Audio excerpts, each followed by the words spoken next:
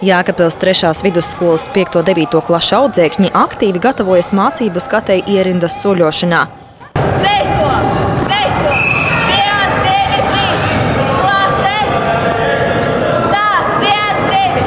Treniņi notiek sporta nodarbībās un klases audzināšanas stundās. 9. A klasē ir paveicies, jo viņiem klases audzinātājs ir sporta skolotājs Modris Osvalds, tādēļ treniņi ierindas soļošanā notiek biežāk. Sporta skolotājs Modris Osvalds atzīst, ka ierindas soļošanu būtu jāmāca visu mācību gadu. Kad mums nebija šī tik liela zāle, tad mēs vairāk ar ierindas soļošanu, ierindas mācību ņēmām, bet tagad mēs vairāk iedodam paskriet un mazāk viņu ņemam. Sākam gatavoties kādu mēnesi pirms skatas.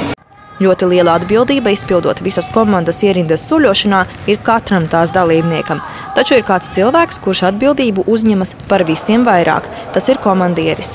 Komandēt klases biedrus, gatavojoties skatei ierindas soļošanā, nesot viegli, atzīst Jēkabpils 3. vidusskolas 9. A klases skolniece Vera Grāvīte. Nav tā, ka visi klausa, un arī jābūt ļoti stingrai balsī, un tas visu laiku nav iespējams. 2 reizes pēc kārtas bija diezgan grūti novadīt, un tāpēc uzskatu, ka tas nav nemaz tik viegli īpaši meitenei. Svarīgākais ierindas soļošanā ir saklausīt dotās komandas, izveidot taisnu stāju un pareizi izpildīt pagriezienus. Reizē soļot un dziedāt, ja cilvēkam ir laba ritma izjūta, nesot grūti.